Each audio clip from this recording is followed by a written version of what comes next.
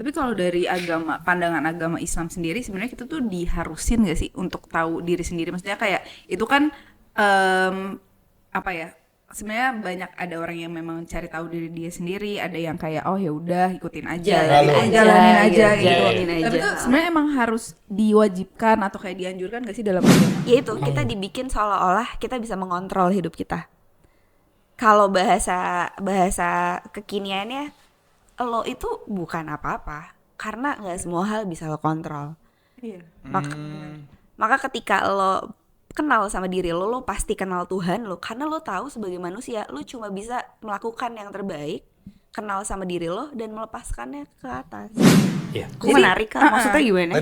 Apa yang membuat seseorang harus mencari dan apa yang enggak? Karena ada tiap orang kecenderungannya tidak setiap orang tuh pengen tahu. Nggak semuanya that makes berpikir sense. sedalam itu ya.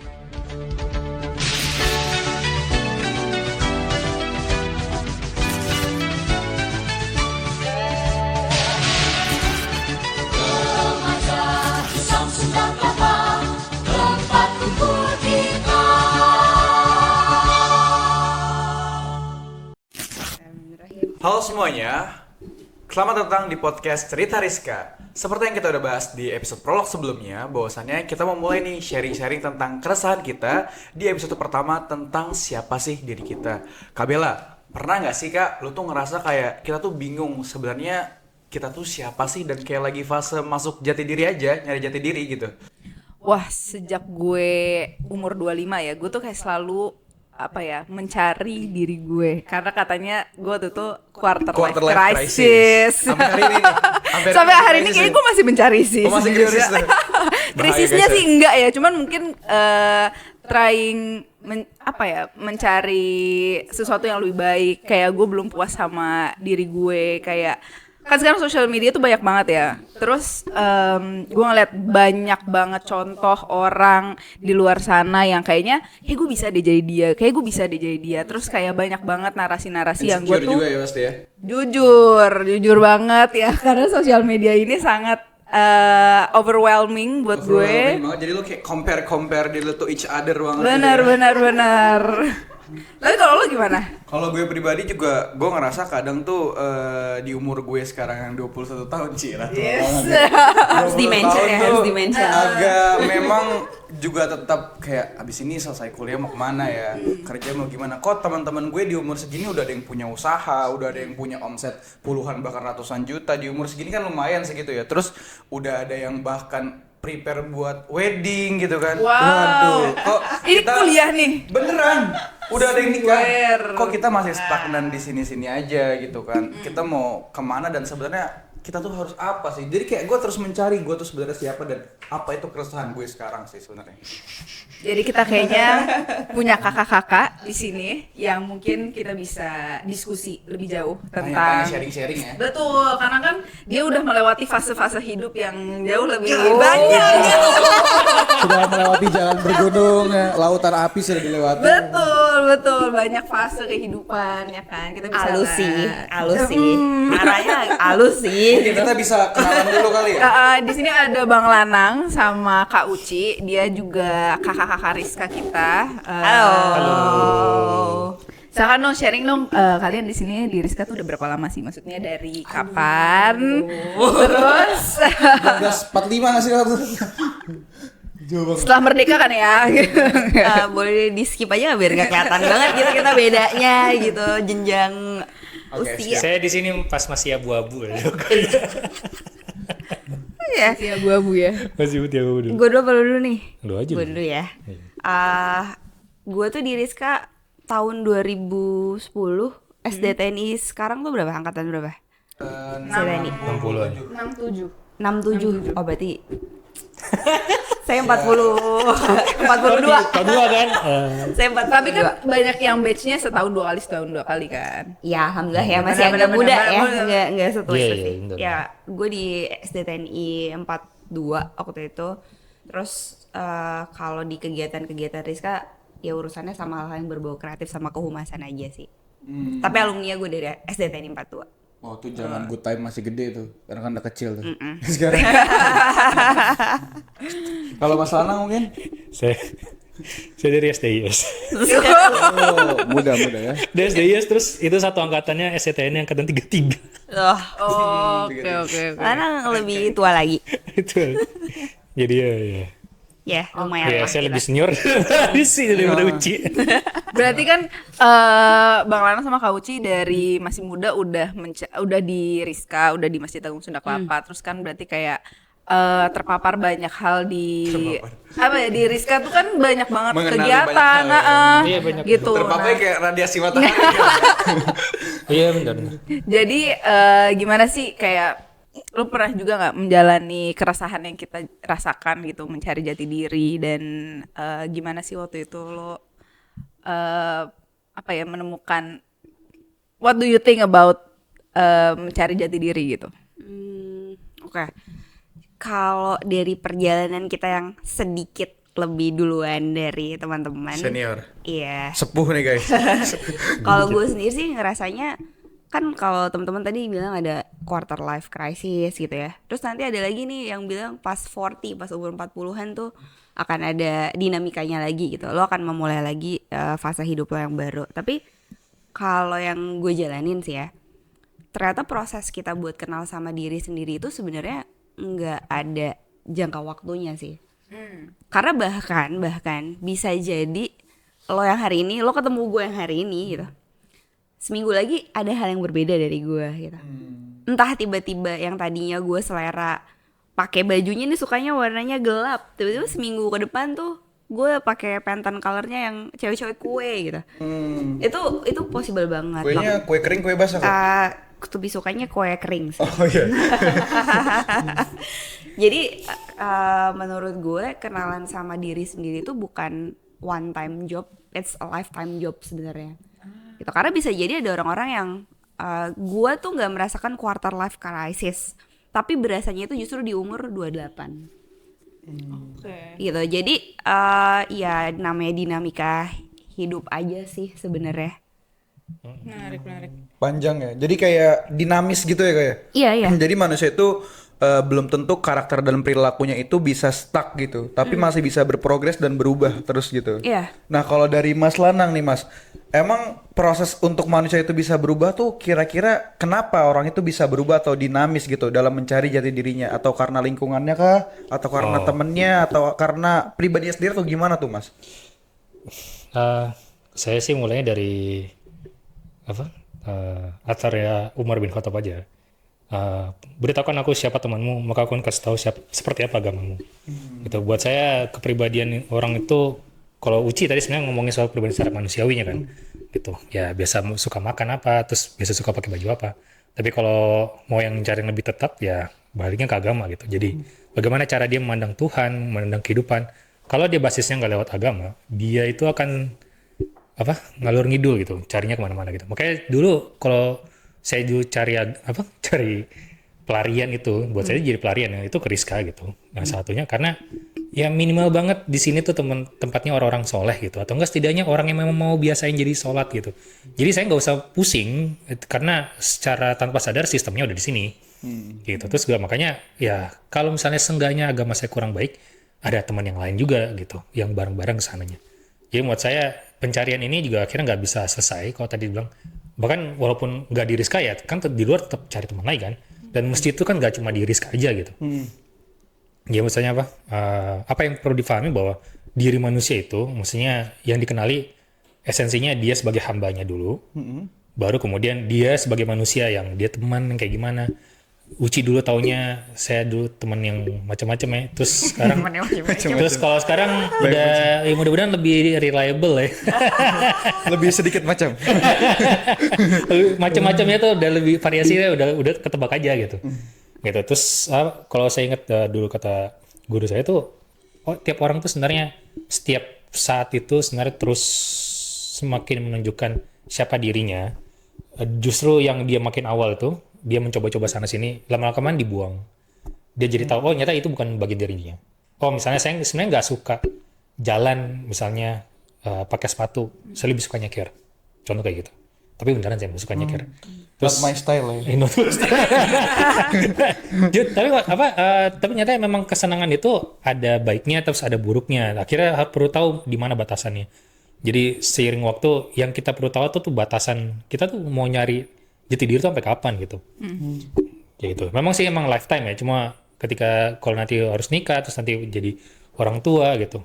Nah itu jadi baru tahu diri sendiri nyata bisa selembut itu, bisa setegas itu. Ya memang setelah baru ada tantangannya, harus ada orang luarnya. Kayak gitu. Kalau ada proverb Cina tuh setiap orang tuh punya 1000 wajah gitu, wajah yang ditampilkan buat tiap orang beda. Tapi kan tetap aja wajah yang paling enggak yang dia nggak boleh bohong adalah ya buat dirinya sendiri kan. Gitu. Tapi kalau dari pandangan agama Islam sendiri sebenarnya kita tuh diharusin gak sih untuk tahu diri sendiri? Maksudnya kayak itu kan sebenarnya banyak ada orang yang memang cari tahu diri dia sendiri, ada yang kayak oh ya udah ikutin aja, jalanin aja gitu.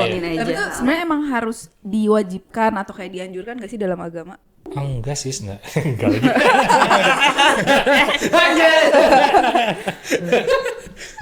lagi. Gini, buat beberapa orang dia harus mencari tahu. Bagi sebagian yang lain dia tuh nggak perlu. Oh gitu. Iya. Kok menarik Kak? Maksudnya gimana? Let it flow. Apa yang membuat seseorang harus mencari dan apa yang enggak? Karena ada tiap orang kecenderungannya tidak setiap orang tuh pengen tahu. Gak semuanya that makes berpikir sense. sedalam itu ya. Nggak setiap orang pikir mau sedalam itu gitu. Dulu saya tuh sempat disalah-salahin karena ngapain sih mikir sedalam itu, ngapain cari jawaban sampai sebanyak itu, ngapain baca buku ini, ngapain baca buku itu. Ya emang seneng mikir gitu. Cuma maksudnya, terus saya jadi nyalain dia, kenapa dia nggak mau baca? Oh ya memang dia merasa cukup di situ dan memang cukup. Maksudnya dia dari awal sampai sekarang juga. Saya punya teman, dia dari pas saya di Rizka, dia tuh bawaannya ketawa-tawa dulu kasih tahu Cik. Ini sohib lu soalnya. Terus dia punya istri juga, gayanya sama juga gitu. Dan sampai sekarang pun orang nggak pernah berubah. Dia nggak ada pencarian kayak gimana, tapi dia tuh ridho aja sama diri sendiri. Cukup kan?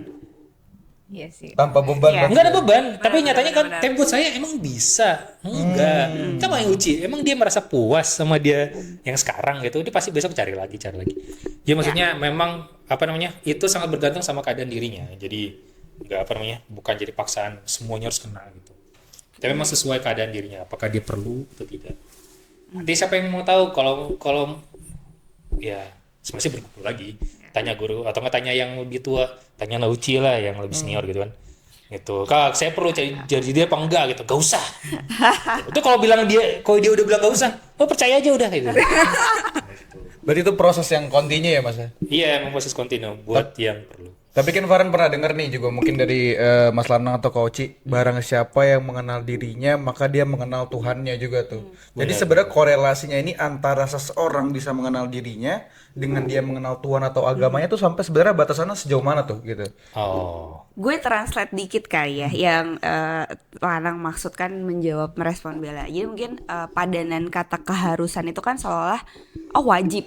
Kalau dijatuhi hukuman wajib berarti harus gitu kan. Sedangkan yang Lanang maksud itu adalah tingkat harus atau tidak itu bergantung dari kebutuhan lo masing-masing. Bisa jadi bagi gue itu harus karena gue ngerasa perlu. Tapi bisa jadi menurut Farhan enggak kok, gue nggak perlu, gue aman aja gitu dengan diri gue Feel gitu. secure ya. Iya, jadi apakah harus ya balik lagi ke individu masing-masing. Nah, tapi kalau merujuk sama statement lo barusan gitu, ada pepatah bilang gitu ya, barang siapa yang mau mengenal Tuhannya maka dia harus mengenal diri dia sendiri. Mungkin elaborasi yang gue dapat dari makna itu adalah ternyata ketika kita makin sering ngobrol sama diri kita sendiri, kita tuh memang jadi bisa ngobrol sama Tuhan. Gue sempat ngobrol sama Lanang ketika kita ngomongin soal teori energi. Ya sekarang tuh lagi banyak banget kan ngomongin energi tuh setiap orang tuh memancarkan energinya. Lo akan tahu lo lagi duduk, nih orang lagi di sini atau orangnya lagi nggak ada di sini, gitu kan. Nah, kita ngobrol terakhir kita ketemu, kita ngobrol dan gue bilang ke dia, Nang, Allah itu kan nggak punya mulut. Iya. Terus gimana cara Allah berkomunikasi sama kita? Ya, dengan kita merasa. Jadi kalau kita hidup dengan tidak berkesadaran dan kita tidak mengenal diri kita, terus gimana kita bisa membedakan mana bagian Allah yang lagi ngobrol sama kita, mana bagian yang kita lagi overload informasi, mana bagian yang ini tuh bahasa apa? Waswisul. Sorry banget, saking gue gak salah apa. Mana bagian yang ini tuh bisikan setan di dalam dada lo. Gitu. Jadi gue ngerasa ya karena Allah cuma bisa disentuh dengan hati dan cuma orang yang punya kesadaran yang pada akhirnya bisa tahu Allah lagi bicara apa sama dia. Ya di situ lo jadi mengenal siapa Tuhan lo. Gitu. Ini gue ya. Iya, sebenarnya kalau secara tafsirnya itu memang maksudnya siapa yang mengenal dirinya sebagai hamba, maka dia akan mengenal Tuhannya sebagai Tuhan. Gitu. Kalau ada satu kalau Syekh Yusuf Makassari itu manusia walaupun diangkat setinggi apapun sampai ke Sidratul Muntaha, dia tetap aja hamba. Maksudnya Rasul. Rasul kan diangkat kan. Tapi dia pulang ya dia tetap sebagai hamba gitu, sebagai hamba Allah. Tapi Allah walaupun dia turun sampai ke bumi sekalipun, dia tetap Tuhan. Maksudnya dia tuh tidak berubah statusnya itu. Oke. Kan misalnya kalau misalnya di sepertiga malam Allah akan datang kan gitu. Siapa nih yang minta padaku, kau kabulkan. Siapa yang mengampuni pun diampuni gitu. Nah, maksudnya posisi Tuhan dan kehambaan itu tidak berubah. Cuma manusia kan maksudnya dengan ajaibnya modernitas kayak gini suka nyangka bahwa gue bisa ngerjain semuanya sendiri. Satu. Terus yang kedua, kayaknya gue cuma butuh Tuhan tuh kalau emang lagi kere gitu kan. Lagi mentok kan gitu. Kepepet. Tapi sebenarnya enggak. Tapi kan makanya contoh yang paling buruk manusia adalah ini Firaun kan, ana rabbukumul a'la, akulah Tuhan kamu yang tinggi gitu. Nah, ini kan satu bentuk kalimat yang biadab gitu. Biadab yang besar karena dia manusia biasa tapi menyangka dirinya Tuhan. Nah, tapi kalau saya tanya, kita gimana? Kan kita nggak ngerasa kita Tuhan kan? Tapi kita ngerasa bahwa kita itu bukan hamba dengan cara bahwa kita bisa ngatur semuanya. Jadi maksudnya kita perlu mengenal diri supaya tahu. Nah, sebenarnya tahu kelemahan kita. Tahu batasan kita. Tuh, tahu di batasan. bagian mana. Tuh. Jadi makanya kita selalu berdoa. Gitu. Makanya kalau di Hikam Ibn Athaillah ya, permintaan itu sebenarnya bukan soal kita dapat atau enggak, tapi soal kita menunjukkan ubudiyah kepada Tuhan. Jadi memang ibadahnya emang minta gitu. Menarik banget sih. Terusan minta. Langsung berat gitu ya. Bener. Tapi make sense dan menarik sih. Kalau misalkan kita itu sebenarnya banyak hal yang sudah ditetapkan, kayak mungkin gini, pasti Allah udah kasih rekam jejak kita sebenarnya kan, yang aku tahu nih ya sebenarnya. Terus tapi kita harus beneran merasa untuk mengetahui apa rekam jejak kita yang kayak Blueprint-nya. blueprintnya, Kalau bahasa itu blueprintnya. iya blueprintnya gitu. Nah tapi kan sekarang banyak banget ya cerita-cerita kayak yang lebih ke misalkan baca astrologi atau apa segala macam. Dan sekarang tarot ya, kalau tarot gue gak ngerti deh tuh ya. Gitu, astrologi dan segala macam. Itu tuh sebenarnya ada korelasinya gak sih? Kayak kan sekarang banyak banget anak muda zaman sekarang yang ke arah sana nih. Ya kan ini mungkin Kak Uci nih yang menarik banget nih. Cek banget emang Uci nih. Cek Tapi aku aura. penasaran sih. Aku kemarin ngobrol-ngobrol juga sama temanku tuh tentang human design. Kamu tahu gak sih? Aku udah tes human design. Oh my god. Nah itu tuh sebenarnya kayak gimana sih? Kayak maksudnya orang-orang ada kayak gitu dan bagaimana pandangan Islam terhadap itu dan ada menurut lo gimana deh? Oke. Biar nggak berat banget ya kita ngomongin zodiak nih. Jadi tuh sebenarnya menurut gue balik lagi kita kan kita tidak dihukumi gimana kan, nggak dihitung jadi dosa kalau lo nggak ngelakuin gitu. Nah menurut gue tuh somehow yang salah ketika lo meniatkan gue baca zodiak gitu. Ya itu karena lo percaya banget sama itu. Ya kalau cuma sekedar baca ya baca aja. Somehow kalau gue pribadi ngerasa entah itu zodiak, golongan darah, human design, kecuali tarot ya. Karena kalau tarot itu benar-benar live saat itu doang lah dia baca based on kartu. Tapi kalau zodiak itu kan berdasarkan tanggal lahir, jam lo gitu. Karena dia punya layer-layer lagi kan, golongan darah atau lo tes human design. Menurut gue itu ada sesuatu yang sebenarnya bisa lo pick up, tapi nggak perlu lo yakini lo seperti itu. Karena belum tentu lo seperti itu. Tapi untuk lo membaca pattern itu kan berpola.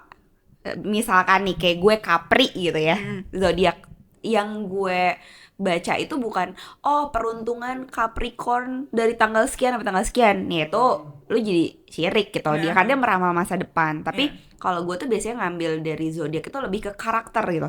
Karena biasanya similar. Other than dia dilabelin Capri atau bukan, tapi gue melihat circle terdekat gue yang misalkan lahir di bulan Desember di rentang tanggal yang sama, itu karakternya similar. Gitu. Jadi kalau lo mau pick up dari segi karakter, menurut gue ya sah-sah aja, cuma nggak terjebak dan melabeli pasti seperti itu.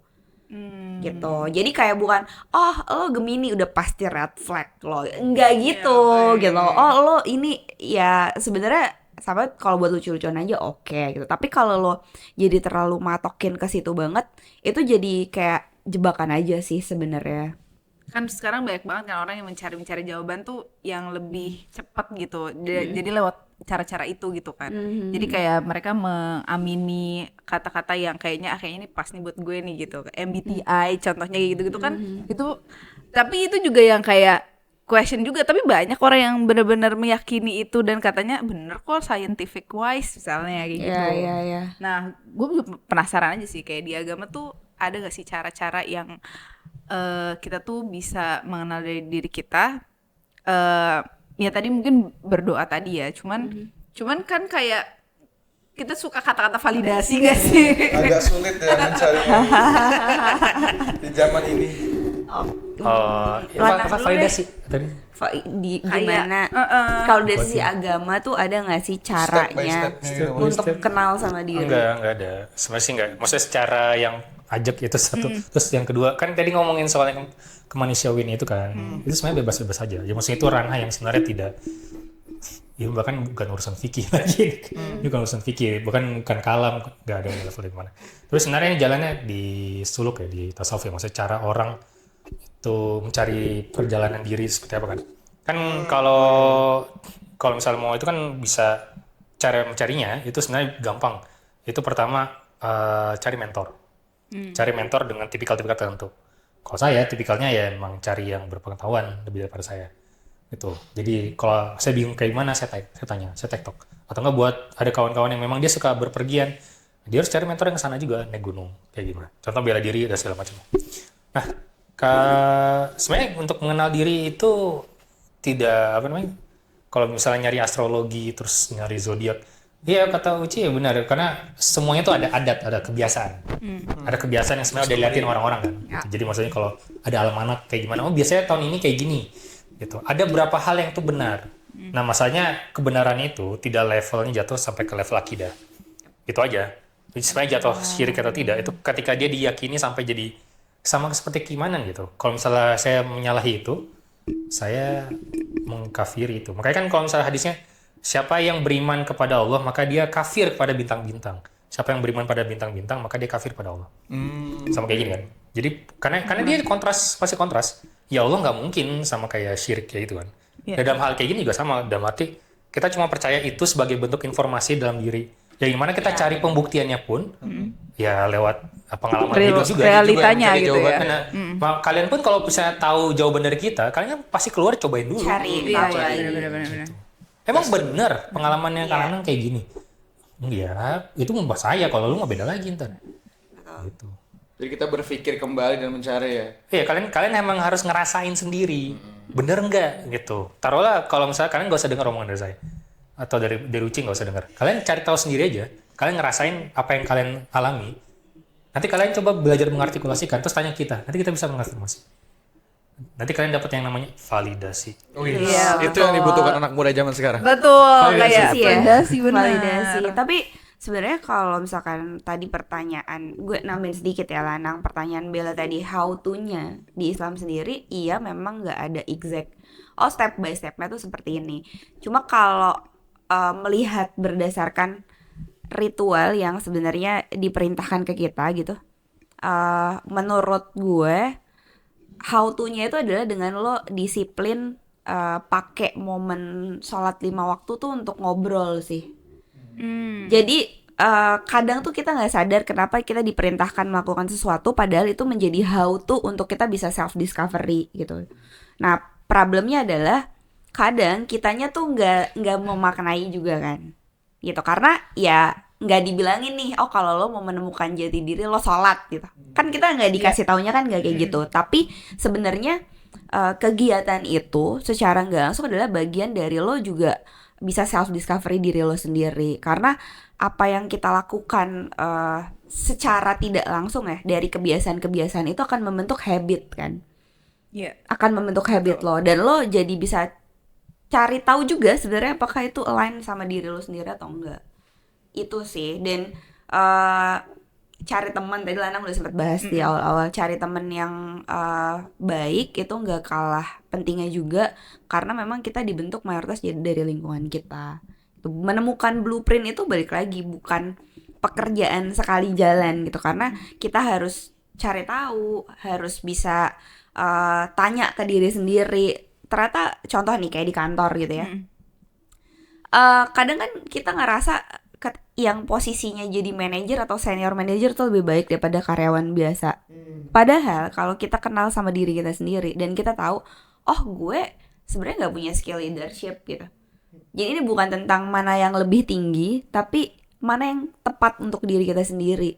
Gitu. Tapi kalau kita nggak kenal sama diri kita, ya akhirnya kayak sekarang aja gitu. Di pemerintahan semua orang rebutan kekuasaan jadinya. Itu bagian dari kita nggak mawas diri sama kita ada di mana gitu. Padahal kalau kita bicara konteks Islam sendiri, Islam itu tidak pernah mengkotakkan seseorang berdasarkan siapapun dirinya, apapun pekerjaannya gitu. Kita tidak mengenal level kasta, kita mengenal kesetaraan, justru itu ada di Islam banget. Gitu. Makanya ya lo penting buat kenalan sama diri lo sendiri. Ketika sense paling pertama kalau lo mau kenalan sama diri lo sendiri, cek saat lo merasa tidak nyaman di mana. Sense. Jadi, nah masalahnya kayak yang Lanang bilang tadi, kalau lo hidup tidak sadar dan lo tidak tahu lo perlu bicara sama diri lo kan jadi nggak tahu lo nggak nyaman di mana. Misal saat kita lagi kayak gini, ternyata dari kita berempat itu ada satu yang sebenarnya nggak nyaman ada di sini. Oh, siapa tuh Kak? Oh, Misal gitu aja guys, kan. intermezzo sedikit. Misal gitu. Maksudnya kita kan yang tahu gitu. Tapi kalau lu cuman jalanin hidup autopilot doang, lu jadi kehilangan kemampuan untuk merasa. Jadi step pertama lu harus merasa sih. Lu belajar untuk merasa. Tapi batasannya kan orang selalu bilang Kak bahwasannya kita tuh justru harus keluar dari zona nyaman kita tuh gitu. Nah terus gimana cara kita bisa menemukan itu, di antara kita harus keluar dari hal yang nyaman, tapi kita juga kayak kita harus ngerasa kalau itu bukan kita tuh tandanya kita nggak nyaman gitu. Iya, nyaman. Harus keluar dari Zona nyaman gitu. Itu ada gamenya motivator dulu tuh. Iya sih, tapi masalahnya gue tidak menganut hal itu ya. Jadi zona nyaman tuh gini, konteks zona nyaman itu mungkin lebih ke lo jangan bilang nggak enak dulu kalau lo belum nyoba. Oh, jadi try dulu ya. Iya, kalau di POV gue ya, karena gue selalu mempercayai saat lo happy melakukan sesuatu, lo pasti akan mengeluarkan performance terbaik lo di dalam hal itu. Jadi lo juga harus sense nih, oke, gue keluar dari zona nyaman, misalkan resign dari kantor terus lo jadi dagang cimol bojot AA gitu ya. Tapi pas lo melakukan itu, oh gue ternyata nggak nyaman ya. Ya udah, bukan berarti lo harus stay. Oh demi keluar dari zona nyaman gue menjadi pengusaha gitu, kan enggak. Idealis. Iya, tapi zona nyaman itu gue pribadi POV-nya adalah ya lo mau nyoba dulu, karena kalau lo nggak nyoba kan lo jadi nggak tahu. Biar lo nggak penasaran aja gitu hidupnya. Tapi at the end kalau nggak nyaman, ya stop, jangan dipaksa gitu. Cari lagi apa yang sebenarnya lo nyaman. Nah itu Dalam- jadi benar mencari dan mencoba sih. Iya ya. Getting yourself. Ini kalau tambahin apa? Ada prinsipnya dari market itu dengan malu dengan maju gitu. Maksudnya berangkat dari apa yang ditahu ke yang tidak tahu. Misalkan kalian nggak tahu nih potensi kalian apa, tapi kan kalian tahu dong sekarang kalian punya apa. Nah kalian itu akhirnya untuk mencoba apa yang kalian nggak tahu, gitu potensi kalian bahwa oke seperti apa. Kalian harus mencoba dulu dari apa yang kalian punya dulu. Ini ada mic, kalian ngomong aja dulu. Ternyata saya bisa menggiring orang supaya maknanya itu sesuai apa yang saya mau. Itu setelah tahunya dari mana? Setelah Dicoba. Coba ya. Iya. Nah tapi kan harus tahu dulu. Emang saya baru bisa pegangannya. Jadi maksudnya ini maksudnya memperlebar zona nyaman tuh juga ya apa digeser sebenarnya, memperlebar zona di mana kita yang nggak tahu. sebenarnya kita nggak tahu tuh kan, kita nggak nyaman kan, kita nggak tahu. Kan nggak tahu. Kita nggak tahu. Terus kalau ketika nyamannya itu jadi itu benar. Tapi kalau cuma nyamannya cuma kayaknya itu capek. Terus nggak dikerjain. Baru ngerasa ya. Iya, baru ngerasa sih. Iya. Saya ngerasa saya kayak nggak kuat ngomong lama-lama ya. Tahu dari mana? Emang udah. Tuh. Kayaknya gue nggak cocok sama dia. Gitu. Contoh. Oh, itu jawabannya dia ntar jawabannya dia. Gua nanya. Enggak, iya. Gua jawaban dia kalau gitu. Kalau cocok bisa datang rumah. Iya. Masuk juga tuh. Oke. Mungkin jadi intinya tuh segala sesuatu tuh bisa kita coba terlebih dahulu sebelum kita ngomong ini comfort atau uncomfort gitu ya. Jadi Iya. gimana caranya kita itu sebenarnya dalam agama pun gak ada step-stepnya juga buat gimana cara kita kenal sama diri kita gitu. Tapi itu by lifetime journey aja gitu kan. Jadi perjalanan yang kalau lu sendiri gimana nih Kabela? Dia lu suka nge-journaling gitu nggak kayak tuh nyari nih gue kayak gimana nih gitu. Belakangan gue lumayan nyari tahu banget sih kayak apalagi ya. Tapi bener ternyata pas gue pikir-pikir jatuhnya lebih ke ayo kita coba ngapain lagi kali ya. Bener sih. Jadi kayak kalaupun misalkan ada seseorang yang bilang ke gue kayak kayaknya lu cocok nanam jagung deh gitu kayak lu tau dari mana? Oke, gue coba kali ya nanam jagung siapa tahu. Oh, Iya, kayak gitu. Sebenarnya lebih ke tapi orang tuh kadang suka nggak tahu apa yang dia bisa gitu dan dia kadang suka kayak gue cocoknya ngapain ya gitu dan dia bertanya ke orang lain. Orang lain itu mungkin juga kayak sotoy aja kan kayak kayaknya lu cocok deh ngapain nih. Jadi mulai aja dulu ya. Mulai aja dulu. Mungkin pesan nih dari Kak Uci sama Mas Lanang penutup juga kali ya. Kayak apa sih pesan dari kita nih yang sekarang lagi quarter life crisis tuh kayak mau mulai stepnya buat kenal jati diri, apa yang harus kita perhatikan dan perlu kita waspadai atau kita kayak harusnya kayak gini gitu. Mungkin dari Kak Uci tuh gimana tuh kalau kita mau kenal diri tuh apa pesan-pesan yang penting tuh buat kita anak muda? Yang pertama dan paling penting belajar merasa. Yang kedua belajar sadar. Terus yang ketiga jangan mengkotak-kotakan diri dan melabeli oh gue nggak suka, oh gue orangnya kayak gini nggak kayak gitu. Gitu jadi 3 step ini aja kalau misalkan teman-teman mulai biasain kalaupun tadi mau coba journaling gitu itu lebih oke lagi gitu. Tapi kalau masih belum bisa membiasakan apalagi cowok tuh kan jarang yang suka journaling. Jarang kecuali kalau pengen saling gue kalau dia suka nulis gitu ya. Tapi buat teman-teman cowok-cowok mungkin gue concernnya lebih ke belajar merasa sih karena somehow yang justru lebih banyak gak kenal dirinya tuh cowok. Kayak dari 5 orang cowok di sekitar gue itu paling cuma 1 yang tahu siapa dia. Terus kita dianggap kamu ya. Iya, karena ya itu cowok nggak merasa. Makanya part 1 itu lo harus merasa dulu, lo sadar. Yang ketiga tidak melabeli karena bisa jadi gini. Sekarang tuh kita hampir nggak ada lagi generasi petani kan. Karena orang ngerasa petani itu pekerjaan yang rendah gitu. Semua orang sebenarnya pakai dasi, maunya di SPBD atau Sudirman gitu. Gedung tinggi. Iya, sedangkan kalau misalkan lo emang akhirnya selalu merasa lo sadar lo sukanya apa, ternyata lo suka tadi menanam jagung gitu. Mendingan lo pergi ke Salatiga kemana gitu yang lo bisa berdaya di situ dan itu nggak apa-apa banget gitu. Jadi nggak mesti semua orang jadi content creator demi bisa naik Alphard gitu. Gue tertarik banget sama kemarin ada salah satu video reels yang muncul di gue itu pasangan suami istri yang berkebun, beternak.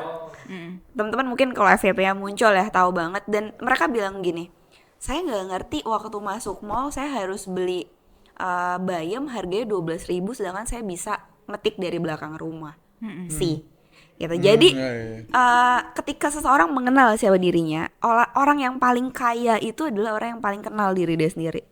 Setuju lagi. Karena statement kayanya itu tidak dilabeli dengan pencapaian yang tangible. Bagi gue tuh pencapaian tangible itu justru murah. Kayak lo ngelihat artis-artis naik mobil gitu ya. Itu pencapaian tangible yang bisa hilang anytime. Lo punya jabatan di kantor, ketika lo kena politik kantor, lo bisa digeser. Itu pencapaian tangible. Tapi pencapaian yang intangible itu adalah pencapaian gak terlihat. relasi sama orang lain, lu ngerasa konten dan happy dengan hidup lo, itu bukti lu sangat mengenal diri lo sih. Jadi latihan, gue pun sampai sekarang masih terus melatih 3 step ini ya. Tiap kali ada trigger yang bikin gue gak nyaman, gue belajar merasa. Yang kedua, gue belajar sadar ini apa, kenapa gak nyaman. Yang ketiga, gue cari tahu gimana way out-nya. Iya. Gitu. Gue jadi akhirnya solutif gitu. Perasaannya gak cuma sekedar jadi perasaan, proses validasinya itu dilakuinnya ke dalam, bukan dari luar. Karena proses Benar. ya, karena Iya. ya kalau kita ngobrol soal gimana Islam mengajarkan, Rasulullah itu nggak bisa baca apa beliau peduli sama penilaian orang lain, enggak. At the end beliau bisa memimpin dan membawa Islam menjadi generasi yang sangat baik waktu itu, karena ternyata untuk menjadi pemimpin nggak butuh baca, karena skill yang dibutuhkan seorang pemimpin. Jadi saat kita memilih pun, kalau kita sadar, skill yang dibutuhin seorang pemimpin adalah empati dan leadership yang baik. Yang dibutuhin pemimpin yang cerdas. Nah, ini kan proses self discovery ya. Self discovery yang sifatnya lifetime. Dan lihat, tiap kali Rasulullah sumuk, pusing, itu pasti beliau menarik diri, ngambil jeda, merasa, sadar, dan tadi yang Lanang bilang, sadar manusia terbatas. Berkontemplasi. Sadar, kadang ya tuh menurut gue yang mungkin teman-teman yang masih muda ini juga suka nggak aware ya. Kalau Lanang pasti akan ngomong pakai bahasa yang iya, sifat setan itu sombong. Tapi ternyata yang eksplisit sekarang yang teman-teman nggak sadar sifat sombong itu apa, ada yang setan titipin gitu ya. Yaitu kita dibikin seolah-olah kita bisa mengontrol hidup kita. Kalau bahasa kekiniannya, lo itu bukan apa-apa, karena nggak semua hal bisa lo kontrol. Iya. Maka ketika lo kenal sama diri lo pasti kenal Tuhan lo, karena lo tahu sebagai manusia lo cuma bisa melakukan yang terbaik, kenal sama diri lo dan melepaskannya ke atas sesuai dengan jalannya. Nah, kenapa di sebagian teman-teman ngerasa gue kok nggak ketemu ya, karena nggak connect gitu. Salah plotnya. Ketika nggak connect kan nggak kenal nih sama Tuhannya, jadi ngerasa salah terus gitu. Iya, I see. 3 ya, jadi belajar merasa dulu, belajar sadar. Yang terakhir nih, baru teman-teman jadi bisa ngobrol dan tahu bahwa ada hal-hal yang nggak bisa kita kontrol. Dari gue. Kalau dari Mas Lanang gimana tuh Mas? Singkat saja. Kata hari ini. Kata Imam Ghazali, percuma kalian punya ilmu ini, punya ilmu filsafat, agama, tapi kalau kalian nggak kenal diri sendiri, ilmu kalian sia-sia. Gitu, karena siapa yang lupa akan dirinya, siapa yang lupa terhadap Allah, maka Allah akan lupa buat dirinya sendiri. Jadi ya, selama kita ingat Allah, insya Allah Allah akan memberikan kita hidayah supaya kita kenal diri sendiri. Oh, menarik Tercerahkan banget. banget hari ini ya. banget. Selain sih. suasananya cerah, pikiran pun cerah ya. Weathernya cerah tapi pikiran tercerahkan. Semoga masa ya, depan karena kita autism. juga cerah. Amin. Hari ini gimana nih, apa yang lu dapat dari podcast hari ini? Jujur lebih membuka pandangan gue terhadap sebenarnya tuh validasi itu datangnya dari diri sendiri, Itu dari gue dalam. juga banget Iya ngerasain kan, tadi itu ya, tuh menurut gue poin banget. Yang karena sekarang banyak banget yang kayaknya nyarinya tuh dari luar, apalagi sosial media sekarang kan like tuh kayak adiktif sekali ya. Bagi orang-orang, numbers of likes, number of comments, And views? tapi nggak apa-apa loh share. Tapi kalau ini harus rame biasa ya. Kita berserah kepada Allah, tapi kalau rame nggak apa-apa sih. Kalau rame bagus, berharap. Gitu. Tapi ya menarik sih, ternyata validasi datangnya dari diri sendiri dan merasa terus setelah merasa kita harus ya udah jalanin aja gitu ya, coba aja dulu. Itu sih kayaknya kalau gue. Kalau lu gimana? Kalau dari gue pribadi hari ini sangat kagak ada tulang kayaknya, daging semua isinya. Benar. Jadi beberapa kita tangkap dari Kauci sama Mas Lanang nih. Pertama mungkin kalau dari Kauci dulu, gue juga baru sadar ternyata emang cowok itu kenapa banyak yang sedikit yang journaling, banyak yang denial dan kurang kepekaan atau rasa. Karena cowok tuh nggak seberani cewek, gengsi. Kayak misalnya ngupload, gue lagi ada mental illness. Itu cowok bukan cowok banget tuh kayak gitu tuh. Biasanya kan dia, kalau cowok tuh zaman sekarang kalau lagi ada masalah ngopi lah, ngerokok lah, atau bahkan buat some people ada yang coba try alkohol dan segala macam karena menurut mereka lebay banget nih. Kadang pun teman-teman lingkungan kayak lebay banget ya gitu. Jadi kayak ngerasa oh ini ternyata yang dibilang kita tuh kadang kurang peka atau kurang merasa gitu ya. Dan tadi dari Mas Lanang juga bilang bahwasannya step mengenal diri tuh apalagi yang dibilang sama Imam Al-Ghazali, mau kita punya ilmu sebagaimana hebatnya, sebegitu bagusnya gitu kan. Kalau kita nggak mengenal diri kita nggak tahu itu bahkan bisa jadi celah pintu masuk yang kayak dibilang Coach juga tadi. Celah pintu masuk setan juga ya di situ buat bisa menggoda kita tuh buat kayak hidup kita tuh ya bisa kita kerjain sendiri, nggak tahu step-stepnya kemana. Jadi kayak hidup ya nggak jelas pun arahnya kemana dan kita jadi kayak stagnan di situ-situ aja gitu. Jadi kayak banyak banget sih yang gue dapat dari Benar. Semoga anak-anak muda Tetap nonton di podcast ini. buat di episode berikutnya. ya jadi buat teman-teman kalau misalkan ada yang mau cerita-cerita tentang pengalaman yang tadi, sharing-sharing di komen atau mungkin ada keresahan yang lain tentang anak muda. Banyak sih pasti. Resah semuanya kayak yang nontonin pasti bener. resah kan. Gelisah, Gak mungkin gak gelisah. resah. Jadi boleh di-sharing, nanti kita coba obrolin di next episode. Iya, nanti di next episode keresahan yang teman-teman tulis di kolom komentar, insya Allah bakal kita bahas dan kita jawab dengan mentor-mentor kita yang keren-keren seperti ini. Takut banget mentor. Mungkin dari episode kali ini cukup sekian teman-teman. Jangan lupa saksikan episode berikutnya di podcast Cerita Rizka. Sampai jumpa dan assalamualaikum. Bye-bye. Assalamualaikum.